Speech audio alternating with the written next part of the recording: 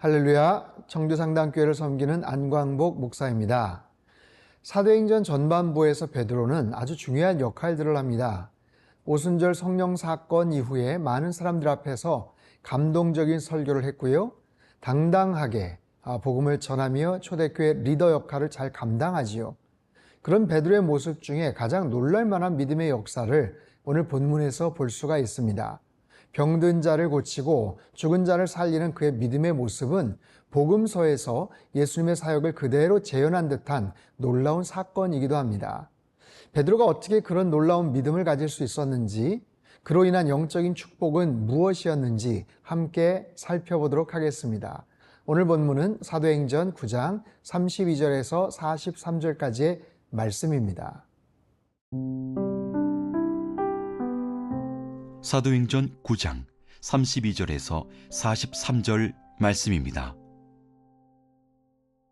그때에 베드로가 사방으로 두루 다니다가 룻다에 사는 성도들에게도 내려갔더니 거기서 애니아라는 사람을 만나매 그는 중풍병으로 침상 위에 누운 지 8해라.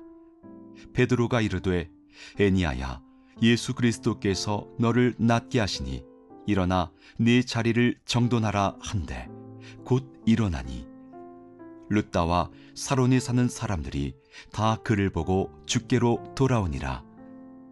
요빠에 다비다라 하는 여제자가 있으니 그 이름을 번역하면 도르가라. 선행과 구제하는 일이 심히 많더니 그때에 병들어 죽음에 시체를 씻어 타락에 누이니라. 룻다가 요빠에서 가까운지라.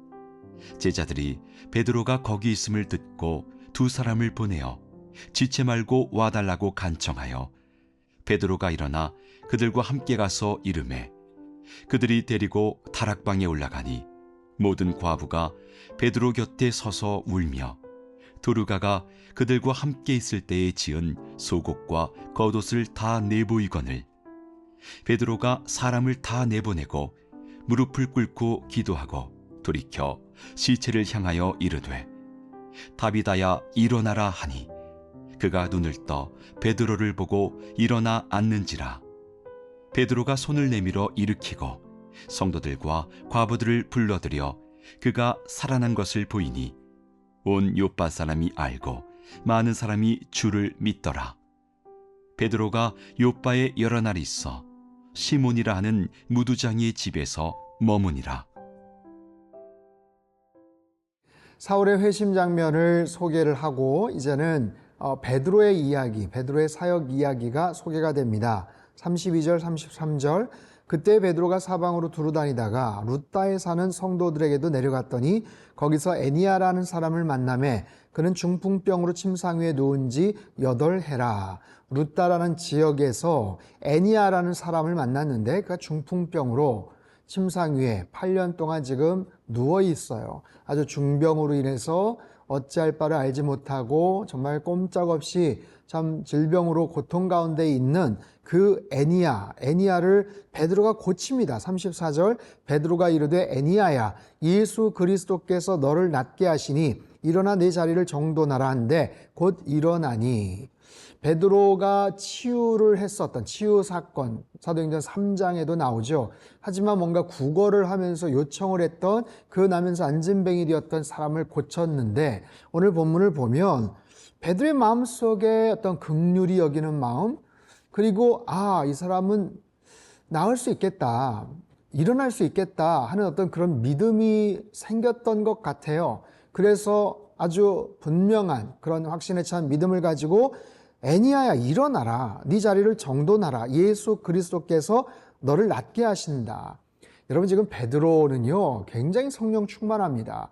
이후의 이야기도 나오겠지만 어쩌면 베드로의 인생 가운데서 가장 극강의 어떤 믿음의 모습, 여러분 복음서에서 그 베드로의 모습은 과거에는 실수도 많았고 좌충우돌했고 좀 불안정했고 좀 나서기 좋아했던 그런 베드로의 모습 아니었습니까? 그런데 오순절 마가의 다락방 성령 사건 이후에 베드로는 굉장히 성령 충만했고요, 지혜로웠고요, 담대하게 복음의 말씀을 전했던 아주 능력의 종이 됩니다. 근데 오늘 이 본문을 가만히 보면 그의 마음속에 그런 믿음이 확실하게 생겼어요. 여러분 성령 충만할 때 성령 하나님께서는 우리에게 지혜를 주셔요. 믿음의 어떤 놀라운 능력을 주셔요. 아, 이것이 가능하겠다. 일의 사이즈, 일의 어떤 정도, 그 크기, 이런 모든 것들을 가르쳐 주시죠. 고칠 수 있을지 아닐지, 그런 일의 타이밍이나 이런 모든 것들을 분별할 수 있게끔 하는 놀라운 성령의 은사와 능력이 주어지더라라는 겁니다. 룻다와 사론에 사는 사람들이 다 그를 보고 주께로 돌아오니라. 이 기적의 결과이죠.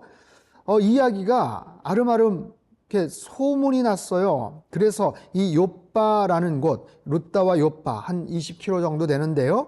요빠에 36절 요빠에 다비다라는 여제자가 있으니 그 이름을 번역하면 도르가라. 선행과 구제하는 일이 심히 많더니 그때 병들어 죽음의 시체를 씻어 다락에 누이니라. 다비다라는 여제자, 도르가라는 그런 뜻을 갖고 있습니다. 가젤, 아프리카 사슴 그런 뜻을 갖고 있는데 이 여제자는요 선행과 구제하는 일을 참 많이 했었던, 그래서 주변 사람들에게 칭찬을 많이 받았고 존경을 받았던 이 여제자가 어떤 이유인지는 모르지만, 무슨 병인지 모르지만 죽었어요. 이미 숨이 넘어갔다고요. 그래서 시체를 씻어서 다락에 누입니다. 이미 죽었는데, 그런데 놀라운 사실은 그 가까운 룻다에 베드로가 있다는 소문을 듣고 제자들이 청합니다. 좀 모셔오는 거예요. 38절 룻다가 요빠에서 가까운지라 제자들이 베드로가 거기 있음을 듣고 두 사람을 보내어 지체 말고 와달라고 간청하여. 도대체 왜 베드로를 청했을까요? 이미 그 애니아처럼 죽기 직전이라면, 그냥 질병, 중병에 쌓여 있다면 고쳐달라고 그렇게 이야기를, 그럴 목적으로 초청을 할 텐데 이미 죽었거든요. 그럼에도 불구하고 베드로를 초청을 했던 그 사람들의 믿음은 도대체 어떤 믿음입니까? 또 그 초청에 응해서 그곳에 갔던 베드로는 정말 놀라운 일을 하게 됩니다. 자, 그 놀라운 그 사건의 그 현장, 다음 부분에서 같이 살펴보도록 하겠습니다.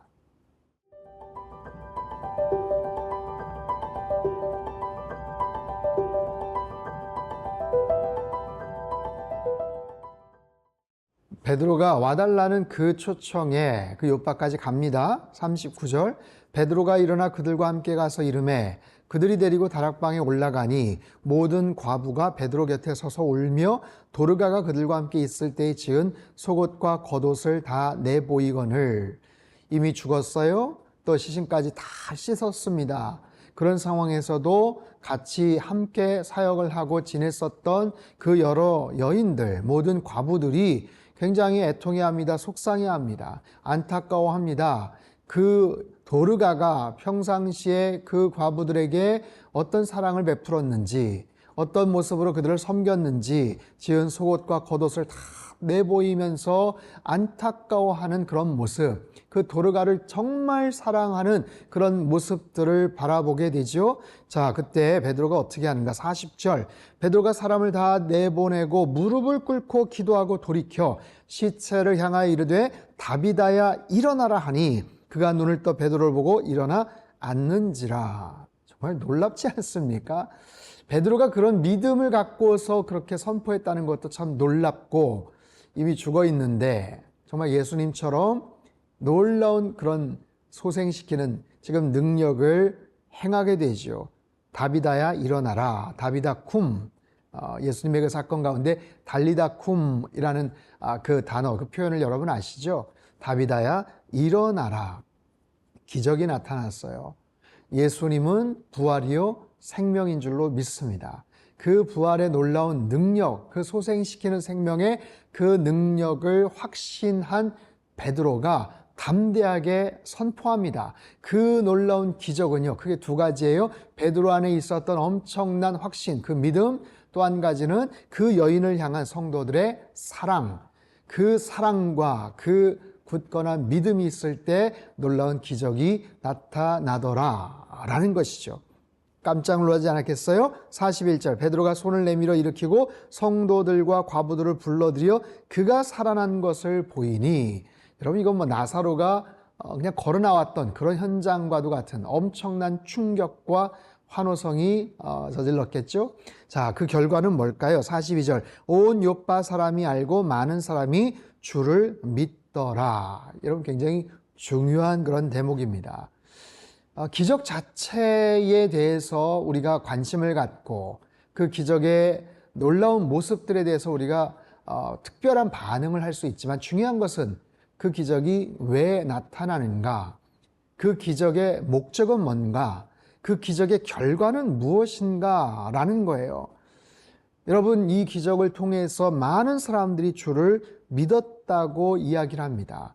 그 다비다의 소생을 통해서 많은 사람들이 예수님에게 돌아왔어요. 여러분, 기적의 가장 중요한 목적은 그 여인을 다시 살려서 더 많은 시간 동안 선한 일들을 하면서 뭐 좋은 그런 관계들을 쌓아나가는 것, 그것도 목적이었겠지만 가장 중요한 것은 많은 사람들에게 예수 그리스도가 생명의 주라는 사실, 복음의 능력을 선포하는 것이죠.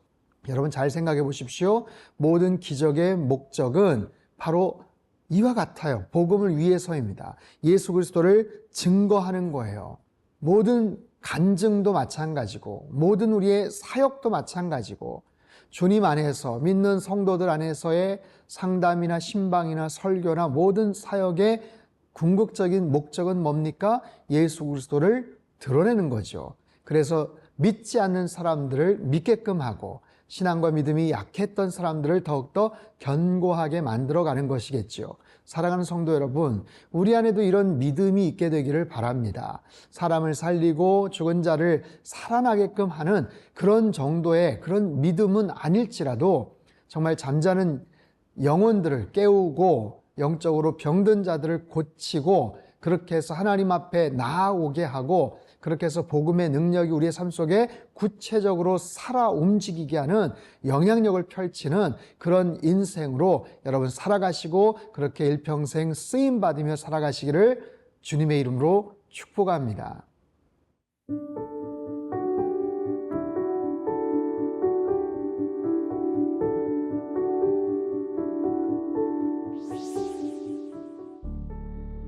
여호와 라파 되시는 하나님, 믿음이 없이는 하나님을 기쁘시게 할 수 없다고 했습니다. 우리에게도 굳건한 믿음을 주셔서 하나님을 기쁘시게 하며 그 믿음의 역사가 날마다 우리 삶의 현장에서 능력으로 나타나게 하여 주옵소서. 병든 자를 고치시고 죽은 자를 살리시는 성령 하나님의 권능이 우리 일상에서도 사건으로 나타나게 하셔서 여러 가지 질병으로 고통 가운데 있는 모든 성도들의 몸과 마음을 고쳐주시고 영적으로 잠자는 영혼들이 깨어나며 죽은 영혼들이 다시 살아나는 회복의 역사가 있게 하여 주옵소서. 존귀하신 예수님의 이름으로 기도합나이다. 아멘.